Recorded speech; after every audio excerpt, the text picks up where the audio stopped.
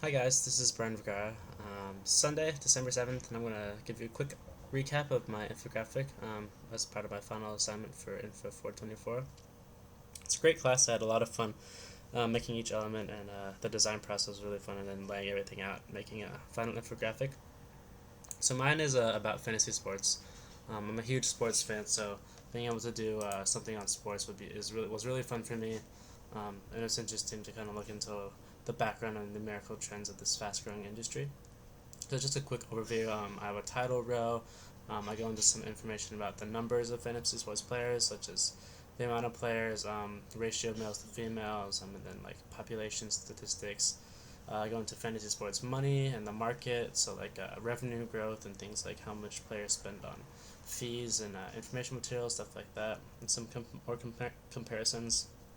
And I do a little bit of background, so exploring what kind of sites and websites offer different kind of sports in their fantasy leagues, and then the locations of various professional teams around the United States on a map. So, just a quick recap of the visual potentials I used. So there were five talked about in class. So the first was number potential. So my number potential is exploited through these circles down here. It uses size encoding to correlate with the number. So this is 2.7 billion, 1.4 billion, 1.3 billion. So they're roughly about half the size of this circle. So that shows the numbers of money. Well, the amount of money, which is a number. So exploiting that visual potential, really showing you amounts and kind of how they compare. Another is location potential. So that was represented here in the map, showing the locations of various sports teams in different states around the country on the map of the United States, so showing the location of that. Another is appearance potential. So that one we talked about in class being, um, I had done some cutouts, so I made some more cutouts of silhouettes just to really kind of show the subject matter through pictures and not so much numbers or words. But so I cut out a football player and I cut out a laptop, showing that this was technology meets sports meets games. So when you first look at it, you really get the idea that this is an online game that has to do with sports. So that's my appearance potential. Relationship potential, something that shows the relationship between two things, is down here in the chart that I had explained earlier. It goes through the different sites and websites and the sports offered, and it shows like a side by side comparison relationship between first the different leagues and then showing what sports they offer. So, for example, Fox Sports here offers football, basketball, baseball. So the relationship between that, and you can easily pick out and see what they offer, what they don't. And then finally, a time potential um, is up here. So fantasy sports money, how revenue has grown over the years. So it shows the time 2005 to 2013, how it's grown over the years, and yeah. Now I'm going to go and talk into a little bit about the encoding that I used. So there's four encoding we talked about in class, and I used each one through the course of this infographic. So the first was color encoding, using color to kind of show off things that stand out from other things and represent certain things. So in the number displays up here, the number row I should say, I have gray representing the male, and then blue representing the female, so the color encoding of blue with female. And this gray for the male also continues here. So this 1 in 5 males in the United States plays fantasy sports, so they were all gray, representing males, and then I colored one orange because um, the rest over here is orange, signifying the amount of players. So I decided to turn this one with orange as well, kind of encoding the color orange, associated with fantasy football, and the gray, kind of a neutral, signifying just typical males. Besides color encoding, another example I used down here, which was the dark gray versus the light gray. Um, Again, using that light gray to kind of signify just normalcy. So that dark gray really stands out against that, showing states that actually do have professional sports teams. So at a quick glance, you can see the dark gray, how it stands out from the light gray, and represents that something needs to capture attention from them, and that it's important. Another form of encoding is size encoding that I use here on this number display.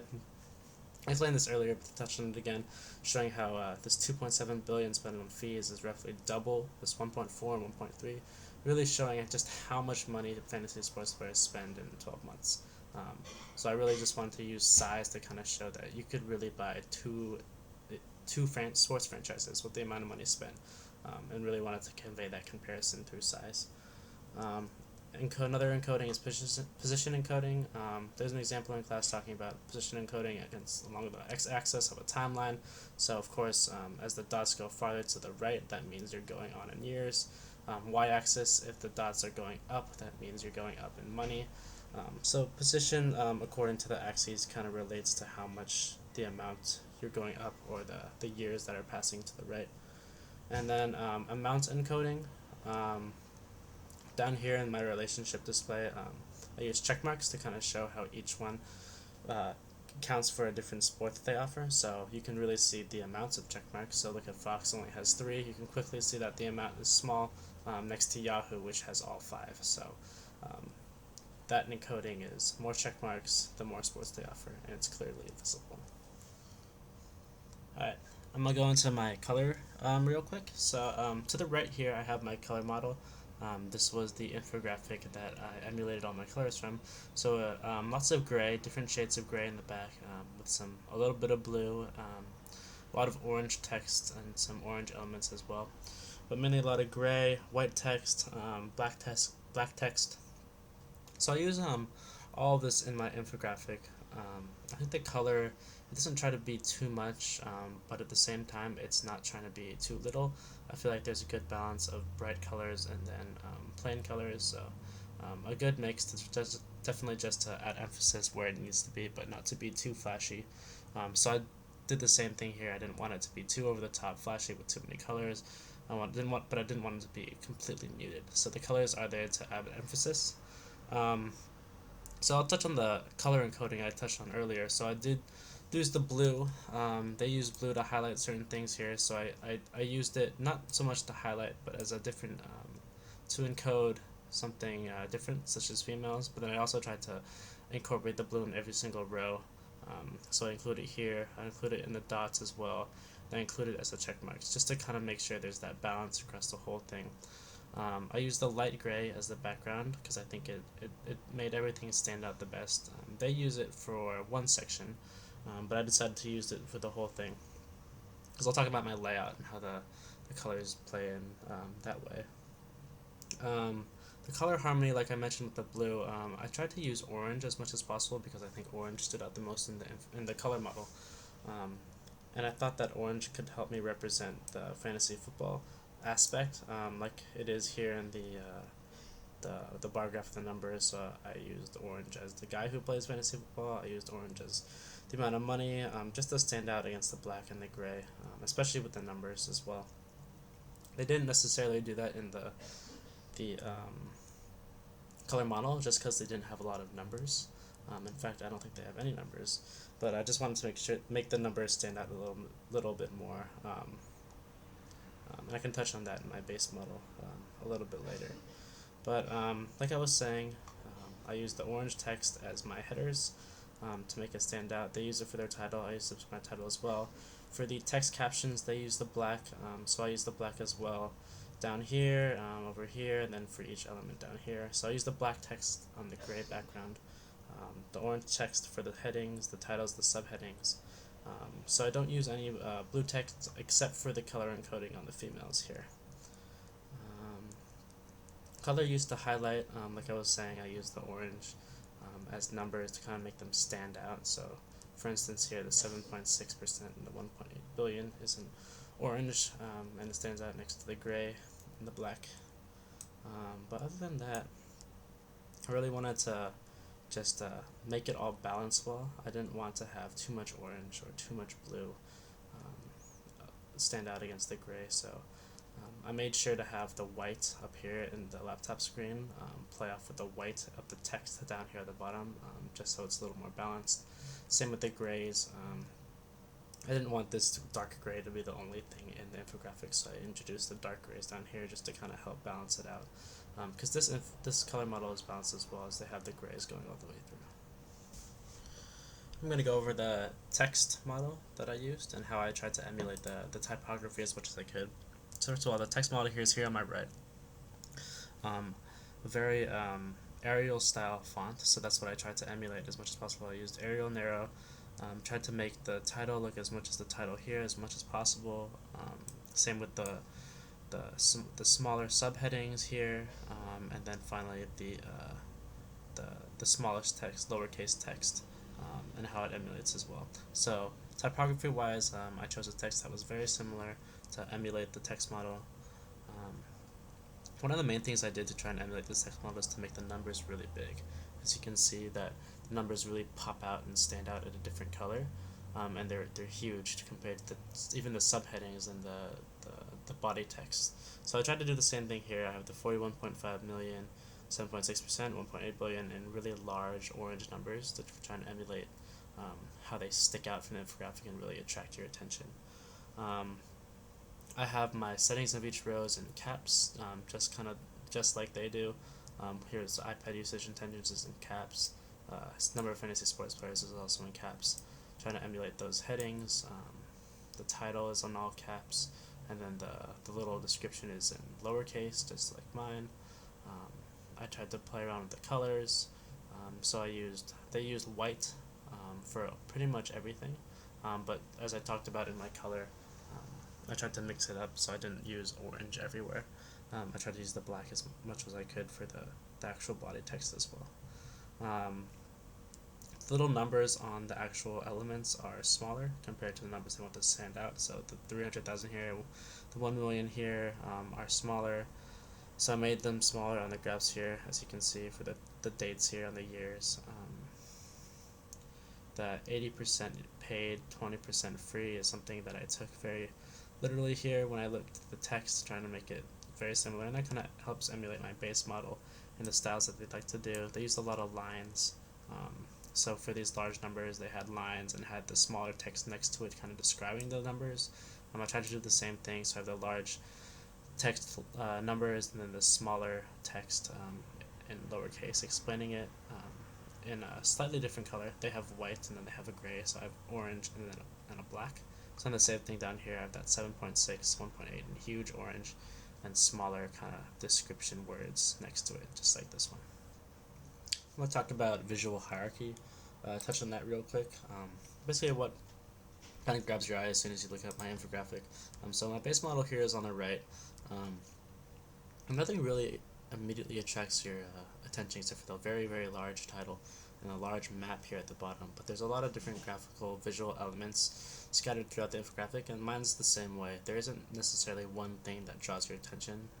There's definitely a lot of visual aspects and not that much text, so I kind of wanted to emulate the same thing. So I have a very large title with the image just like this one, to kind of set the tone for the entire graphic, starting at the top when you very first look, and just a bunch of various different elements as you go through the entire graphic. Not really so much of a story, but they're definitely sectioned off into relevant sections. So this is number of fantasy sports players, and then a different section here, and a very distinct section here. And this one's kind of the same way. You start with the title, and when you move through the infographic, you're just presented with different sections, pretty much, and each section is accompanied by different visual elements, but none really sticks out more than the others except for this large map. So mine's similar in the fact that there's not necessarily a direction or flow. I just wanted to get as much visual elements and data out as possible through my various representations and images and graphic elements. So each one are in their own section, and you just go from top to bottom. Now I'm going to talk a little bit about the unity and variety that I have in my infographic. So unity, I use similar headings and degrees of separation throughout the entire thing. There's also a lot of lines going through the entire thing, so it's a very top-bottom, very long vertical infographic. So I have a lot of horizontal lines going all the way across that span the entire thing, giving that element of unity that there's that indicates some kind of separation. I also use similar headings for each row, along with those lines for each section. Continued that theme of unity, the rows that span the entire thing. Big fonts for the numbers is another thing that I keep similar across the entire infographic. Same caption size, so all the text in black is the same size, and those distinct rows. In regards to variety, I mixed up the location of the visual elements throughout the infographic. I didn't want them to all be in the same place. If you can look at my base model here on the right, They're not all lumped together on the right or in rows. They're kind of all over the place, so your eyes get drawn to. They're kind of scattered. So I did the same thing with my infographic, where I had that variety of locations of my graphics and the visual potentials to make sure that my eyes didn't my whoever's looking at the infographic doesn't their eyes don't go directly to one place. There's something to look at all over the infographic, and attract their attention. And same thing with my base model here. You can see that the visual elements are kind of all over the place. The big map at the bottom, I have my big map here at the bottom. The circles are all over. The bar graphs are all over and kind of scattered about. And there's also those, but even though they are scattered, they're in distinct locations. So my base model has a distinct location here and here as well. Mine are in rows, so here, but the graphics within them are kind of all over the place. And I'll touch on my layout model here real quick. It's my layout model. It also has those distinct rows, so big numbers. You can see that row going all the way across. On the road is a row. The salt mines is a row, and then the team is a row. So I kind of did the same thing where I laid mine out where I have the title at the top, just like this one. Then I have a row section of number of fantasy sports players, a row section of fantasy sports money, which is this, and then row section of background. So I continued that theme of rows, section by section, separation of lines all the way across. And then my elements are kind of laid out wherever they fit together. So on my layout model, you can see that the elements, they don't follow a specific pattern. Like this car here is actually part of the title. That like these graphical elements, they switch whether it's on the top or the bottom. So mine didn't really follow a pattern either. I kind of put them where they fit together best, but they are all in those rows. And then alignment as well. So there's very strong horizontal alignment in my layout model. Not so much vertical because there actually are no columns. I mean, there's 4 things here. Looks like 2 here, 3 here, but not really all the way through. So mine doesn't have all the way through as well. I mean, some of the elements, like this 3 here, you can see a distinct rectangle where it's aligned. There's it's left aligned. So I have some things that are left aligned, like this block of text. This section here is aligned, but the main thing I wanted to emulate was those vertical alignments, those rows that I was just talking about. So the salt mines row right here spans the entire width of the infographic, so I have those as well.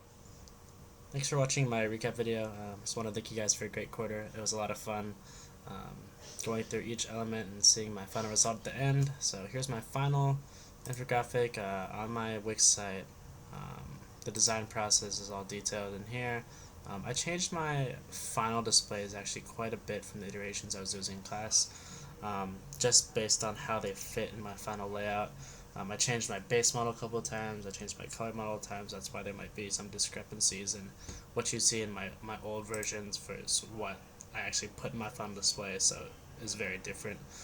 And that's just because I had I changed a lot when I did my layout model from what I was doing before. But yeah, it was a fun class and I'm proud of my work. Thanks for teaching me so much, and thank you so much.